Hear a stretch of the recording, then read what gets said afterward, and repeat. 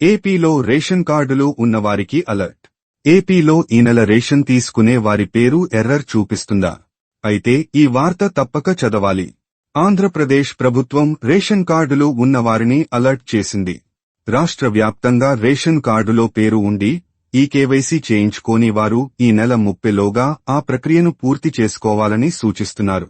రాష్ట్ర వ్యాప్తంగా ration dealer NDU వాహనంలో ఈ పోస్ మెషిన్ అందుబాటులో ఉంటుంది.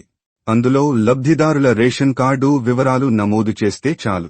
కుటుంబ సభ్యుల వివరాలు ఈజీగా తెలుసుకోవచ్చు. ఒకవేళ పోస్ మెషిన్లో ఎర్ర రంగు బాక్స్లో పేర్లు ఉంటే ఈ కేవైసీ పెండింగ్లో ఉన్నట్లుగా గుర్తించాల్సి ఉంటుంది. ఒకవేళ గ్రీన్ కలర్ ఆకుపచ్చ రంగు లో ఉంటే వారి ఈ కేవైసీ పూర్తయినట్లే లెక్క. అప్పుడు వారు రెడ్ కలర్ ఎర్ర రంగు గడిలో పేరు ఉన్న వారు వేలిముద్ర వేస్తే చాలు, ఈ కేవైసీ పూర్తవుతుంది. ఒకవేళ లబ్ధిదారులు ఈ కేవైసీ వివరాలు తెలుసుకోవాలంటే వెంటనే గూగుల్ వెబ్ బ్రౌజర్లో EPDS1 అని నమోదు చేసి ఎంటర్ చేయాల్సి ఉంటుంది. Department of consumer affairs, food and civil supplies AP అనే సైట్లోకి వెళ్లాల్సి ఉంటుంది. రేషన్ కార్డు సెక్షన్లో 6 రకాల ఆప్షన్లు న్యూ అనే పేరుతో ఉంటి.